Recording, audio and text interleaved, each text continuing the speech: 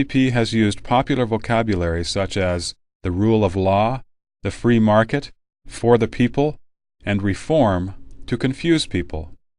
Their primary means of deceiving people include the following. 1.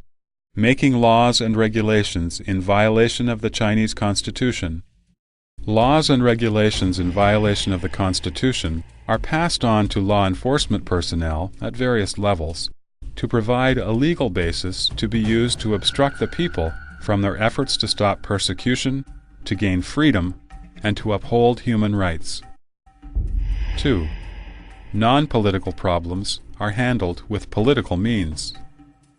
A simple social problem might be treated very seriously, as if someone was trying to take the people away from the party, or bring down the entire party in the country, create turmoil.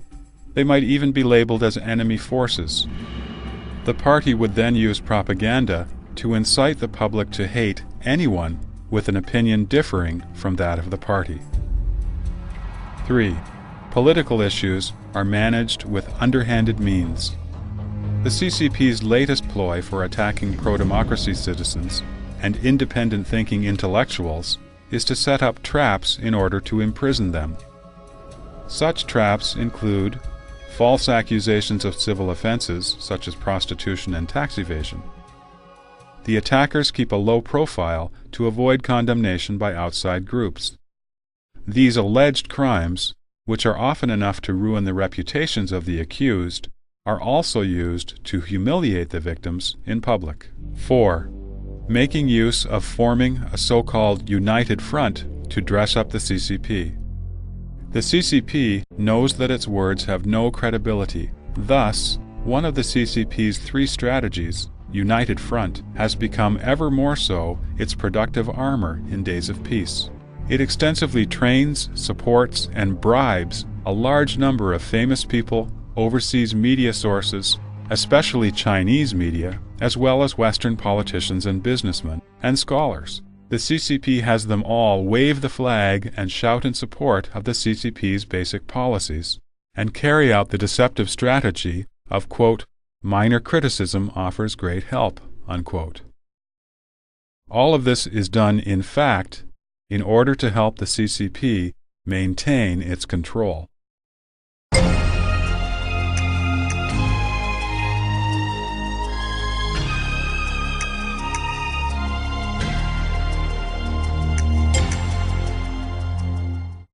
Many people know and dislike the CCP's Machiavellian behavior and loathe its struggles and deceptions, but at the same time they fear the CCP's political movements and the resulting turmoil, and fear chaos will visit China again. Thus, once the CCP threatens people with turmoil, people fall into silent acceptance of the CCP rule and feel helpless in the face of the CCP's despotic power. In reality, who is the biggest source of instability? It is the CCP that specializes in tyranny. The CCP, with its several million troops and armed police, is the real source of turmoil. Ordinary citizens have neither the cause nor the capability to initiate turmoil. Only the regressive CCP would be so reckless as to bring the country into turmoil at any hint of change. The CCP policies of stability overrides everything else and nipping the buds of all unstable elements, these slogans have become the theoretical basis for the CCP to suppress people. The CCP instigates turmoil and then, in turn, uses the chaos it created to coerce the people. This is a common action of all villains. In the issue of the Tiananmen Square massacre, facing those that were killed in the massacre, the CCP and its cohorts did not reflect on whether they were guilty of killing. Instead, they rhetorically asked society, and let the people choose, which one is better, suppression of the students, or internal disorder that may lead to civil war? What does this act show? It can only illustrate the shamelessness of the villainous nature of the CCP. The CCP is in control of the entire state machine and all means of propaganda. In other words, the 1.3 billion Chinese people are held hostage by the CCP.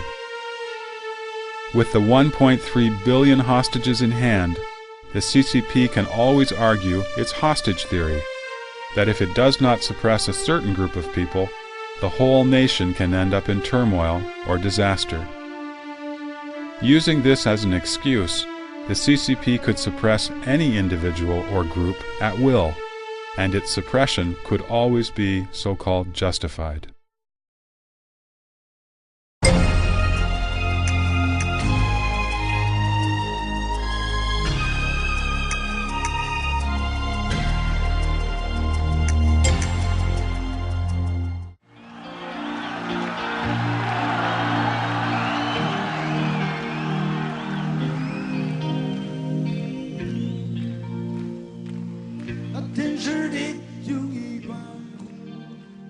Many Chinese people feel that they now enjoy more freedom than before, so they hold out hope for the prospect of the CCP's improvement. As a matter of fact, the degree of freedom bestowed upon people depends on the CCP's sense of crisis. The CCP would do anything to maintain the collective interests of the party, including giving so-called democracy, freedom, or human rights to the people. However, under the CCP leadership, the so-called freedom bestowed by the CCP is not protected by any legislation. Such freedom is purely a tool to deceive and control people amidst the international trend toward democracy. In essence, this freedom is an irreconcilable conflict with the CCP dictatorship. Once such a conflict is beyond the CCP's tolerance level, it could take back all the freedom instantaneously.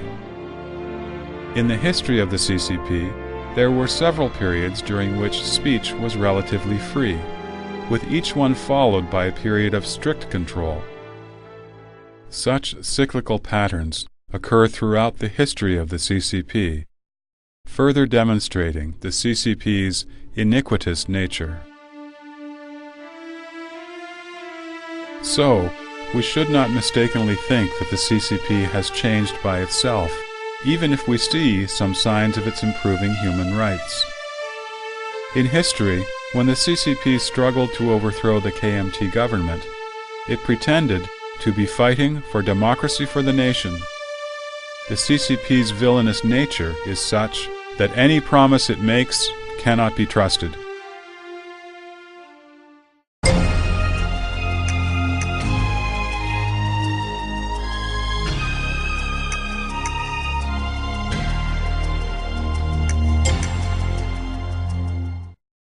Liberate Taiwan and Unify Taiwan have been the CCP's propaganda slogans over the past few decades.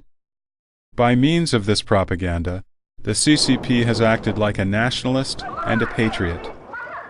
Does the CCP truly care about the integrity of the nation's territory?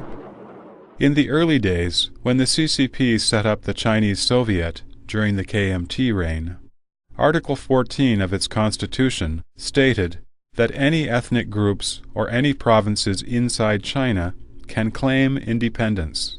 In today's words, they allowed one country, two systems, or two Chinas, with one inside the other. In 1945, the Soviet Red Army entered northeast China and committed robbery, murder, and rape, but the CCP did not utter a word of disapproval.